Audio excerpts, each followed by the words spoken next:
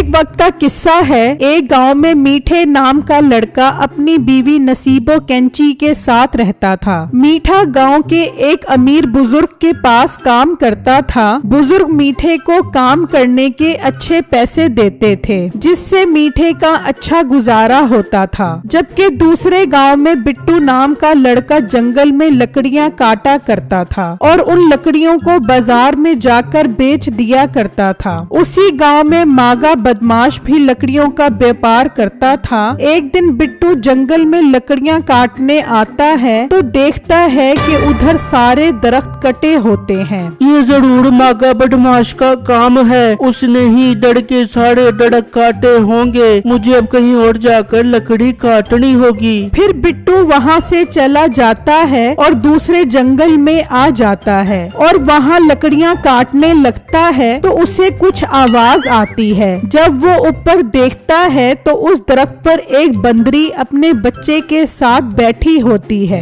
मुझे इस दरख्त को नहीं काटना चाहिए, ये इस बंदरिया और इसके बच्चे का घर है। इतनी देर में मागा बदमाश भी वहाँ आ जाता है।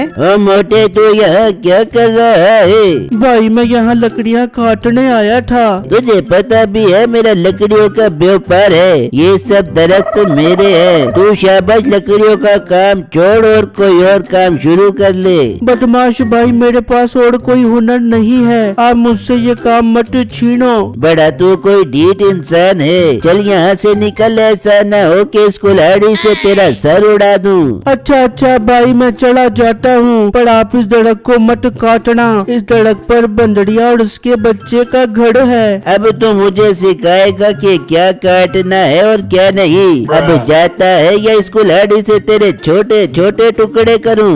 बिट्टू डरकर वहाँ से चला जाता है और एक जगह आकर बैठ जाता है। कुछ देर गुजरने के बाद बिट्टू सोचता है, अब तक तो वो मागा बदमाश वहाँ से चला गया होगा। मुझे वहाँ जाकर देखना चाहिए कि उसने कहीं उस दरख्त को कोई नुकसान तो नहीं पहुँचाया। फिर बिट्टू वहाँ से निकलता है। जब उसी जगह पहुँचता है तो देखकर हैरान रह जाता है कि दरख्त गिरा होता है। बंदरी और उसका बच्चा उसके नीचे दबकर मर चुके होते हैं। हाय मेरे अल्लाह, ये इस मागा बदमाश ने अच्छा नहीं किया, इस मासूम जानवर को मार दिया।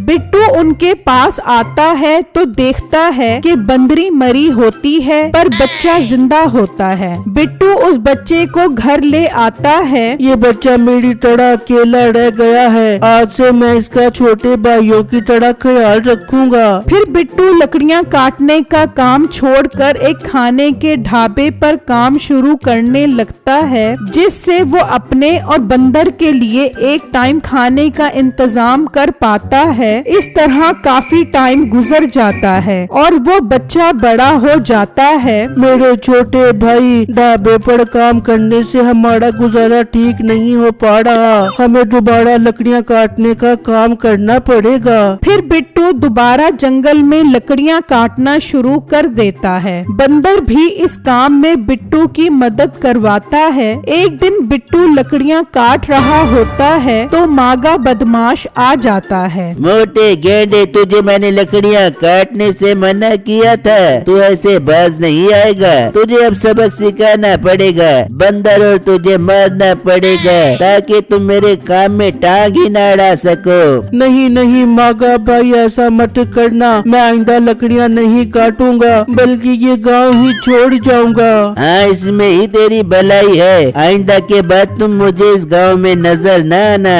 फिर बिट्टू बंदर लेकर उस गांव से चला जाता है और दूसरे गांव आ जाता है और अपने बंदर के साथ एक जगह पर आकर बैठ जाता है। तभी एक बुजुर्ग वहाँ आते हैं। बेटा, तुम इस बंदर के साथ बैठे यहाँ क्या कर रहे हो? इस गांव में तुम्हें पहले तो नहीं देखा। बाबा जी, मैं इस गांव में नया हूँ। मैं हरिपुर गांव से तंग आकर यहाँ आया हूँ। तंग आकर क्या मतलब? मैं कुछ समझा नहीं। फिर बिट्टू बाबा जी को सारी बातें बताता है, जिससे सुनकर उस बुजुर्ग को बिट्टू पर बहुत तरस आता है। बेटा ये तो उस बदमाश ने तुम्हारे साथ ठीक नहीं किया, पर तुम फिक्र मत करो, तुम मेरे पास काम कर सकते हो। ये बताओ तुम्हें खाना बनाना आता है? जी बाबा जी, मैं अच्छा खाना बना लेता हूँ। ठीक है बेटा, तुम मेरे साथ चल सकते हो। बाबा जी, मैं अपने बंदर को भी साथ ले जाऊंगा। ये बंदर मेरे छोटे भाई की तरह है। हाँ बेटा, तुम इसे भी साथ ले चल सकते हो। फिर वो बुजुर्ग उन्हें अपने साथ ले जाते हैं और घर आ जाते हैं। मीठे, ये लड़का और इसका बंदर आज से यहीं रहेंगे और बिट्टू आज से खाना बनाने का काम करेगा।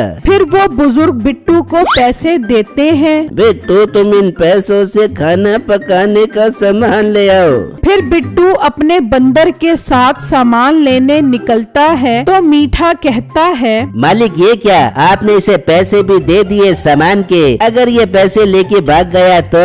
मीठे, मुझे ये लड़का ईमानदार लगता है, ये ऐसा नहीं करेगा। बिट्टू पर एतबार करने पर मीठे को बहुत गुस्सा आ रहा होता है। वो घर आ जाता है। क्या हुआ मीठे, तू क्यों परेशान लग रहा है? बेगम, बात ही परेशान होने वाली है। मालिक एक लड़के को पता नहीं कहां से पकड़ के आ गया और उस पर एतबार भी करने लग गया। मीठे, कहीं ऐसा ना हो जाबे वो लड़का तेरे मालिक की नजर में तेरे से आगे निकल जाबे।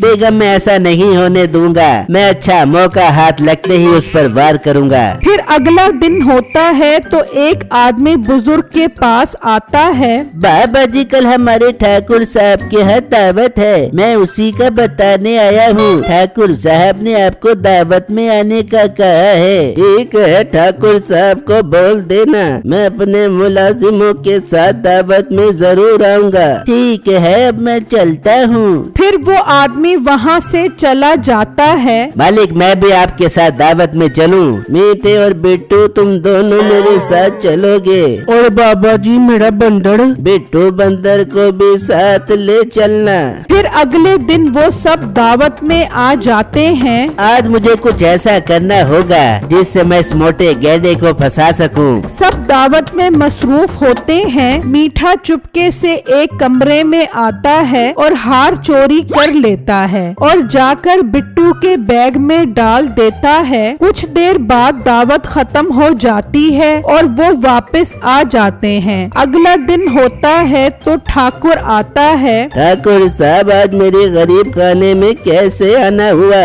बाबा जी, कल दावत में मेरी बीवी का सोने का हार चोरी हुआ है। मैंने सबसे पता किया, किसी के पास भी नहीं है। आप अपने मुलाजिमों से पूछो, कहीं इन्होंने तो चोरी नहीं किया। ठाकुर साहब, मैं एक बहुत ईमानदार इंसान हूँ, पर इस मोटे का नहीं पता। आप इसका बैग चेक करो। फिर मुलाजिम बैग में हाथ डालता है तो सोने का हार निकलता है। ये सब देखकर बिट्टू बहुत हैरान हो जाता है। लड़के, मैं तो तुम्हें बहुत ईमानदार समझता था, तुम तो चोर निकले। नहीं नहीं बाबा जी, मैंने चोरी नहीं की, मुझे नहीं पता ये हार मेरे बैग में कैसे आया। इतने में बंदर वहाँ आ जाता है। मेरे भाई बिट्टू ठीक बोल रहे हैं, इन्होंने चोरी नहीं की। हाँ, ये तो बोलने वाला बंदर है। मेरे भाई बिट्टू मेरे साथ बातें करते थे और हर जगह साथ लेकर जाते थे। उन सबको सुनता देख मैं भी बोलना सीख गया।